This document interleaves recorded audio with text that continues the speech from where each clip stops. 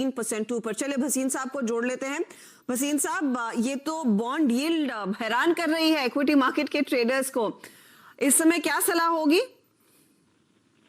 हाँ, good afternoon Archita. तो passing storm and you cannot have growth and low rates, so both the things will coexist. Some money will definitely go back to the US for the yield, but the yield at 1.5 is still much lower than what 2.5-3% is. और equities and growth अगर वापस momentum है, आज आप देखिए world over vaccine is daily inoculating people and getting back into the live stream.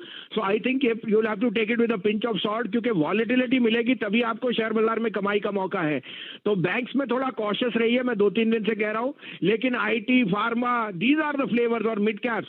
मुझे आज selectively 2-3 shares बहुत अच्छे लगते हैं, including insurance, including some of the OEMs. तो आप कहें तो मैं शुरू करूं, क्योंकि ब्रॉडर मार्केट में अंडरटोन बहुत बुलिश है और वो अभी इतनी जल्दी रुकने नहीं वाली। तो क्या ट्रेड्स इस समय आपको दिख रहे हैं जहां पर पोजीशन ली जा सकती है? तो देखिए अर्चिता, 2 नहीं 3 नाम लूंगा, और अगर क्वालिटी स्टॉक्स है आप लेके अपने पोर्टफोलियो में डालें। पहला तो होगा ICICI Pru. I think insurance will be a winner in this because yields are rising. तो उनकी जो यूलिप है that will do very well. 487 488 में लीजिए, 479 का stop loss. This is headed back to 620। Yesterday 520, sorry, it hit a high of 520। I think it is going to retest that ICICI Pru. Other buy would be Coforge. I think IT is doing relatively well. Coforge is very well placed. 2600 2605 है, 2550 का stop loss, 27.5 से 28.25 का target. और तीसरा pick होएगा Bharat Forge, the third largest forging company in the world. और US में जो tractors, North American heavy vehicle sales are reaching new highs. 625-26 में लीजिए, 616 का स्टॉप लॉस, 675 का टारगेट। 675 के लिए भारत फौज में तेजी का मौका। क्लास 8 ट्रक्स में इनका बड़ा मार्केट शेयर बढ़ रहा है, उसका फायदा देखने को मिलेगा। आईसीआईसीआई प्रू 520 के लिए और कोफोर्ज में भी 2740 के टारगेट के लिए।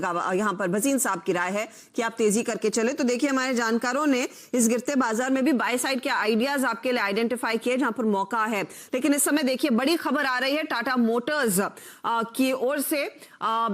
सानन प्लांट में हम सब जानते हैं कि देखिए वो नैनो के प्रोडक्शन के लिए बनाया गया था और वहां पर बड़े पैमाने पर नैनो को स्केल किया गया। लेकिन अब सानन प्लांट में ही ईवी यानी कि इलेक्ट्रिक व्हीकल का प्रोडक्शन जोर पकड़ रहा है।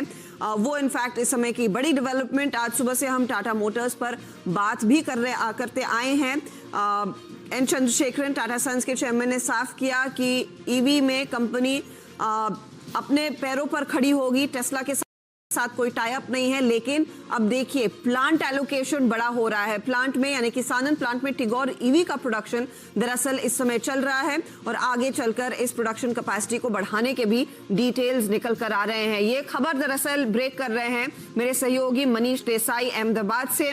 मनीष, बताइए, टाटा मोटर्स का इलेक्ट्रिक व्हीकल पर भरोसा है, बड़े पैमाने पर अपने नए मॉडल्स निकालना चाहते हैं। आप क्या सुन रहे हैं? सानन प्लांट में किस तरह की रीस्ट्रक्चरिंग होगी, क्या तैयारी है कंपनी की?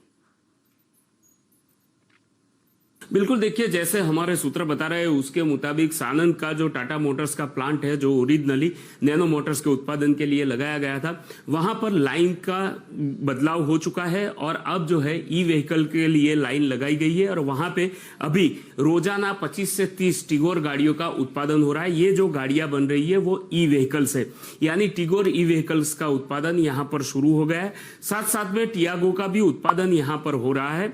लेकिन जो अभी फोकस है कंपनी का वो ई व्हीकल्स बनाने पर है।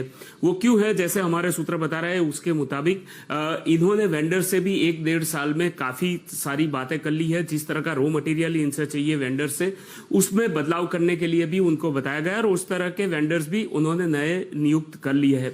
इसके अलावा धोलेरा जो है, जहां पर इन्होंने जमीन खरीदी थी सरकार से, वहां पर वो लिथियम बैटरी का प्लांट लगाना चाहते थे। उस प्लांट का काम भी शुरू हो चुका है। तो कुल मिलाकर देखा जाए तो अगले 1-1.5 साल में जो है टाटा का नैनो प्लांट जो है वो फुल फ्लेज ई व्हीकल्स का उत्पादन करना शुरू कर देगा। अभी टिगोर का टेम्पररी उत्पादन हो रहा है, धीरे धीरे जो है फुल फ्लेज वहां पर उत्पादन शुरू होगा। जो बड़ी गाड़ियां हैं वो इनके दूसरे प्लांट में बनेगी। ओके, तो देखिए टिगोर का उत्पादन शुरू हो चुका है, धीरे धीरे करके इस कैपेसिटी को भी स्केल किया जाएगा। पूरी जो प्रोडक्शन लाइन नैनो की थी अब वो इलेक्ट्रिक व्हीकल्स के लिए तब्दील कर दी गई है और धोलेरा में जो जमीन खरीदी थी वहां पर लिथियम आयन बैटरी का प्लांट कंपनी लगाने वाली है।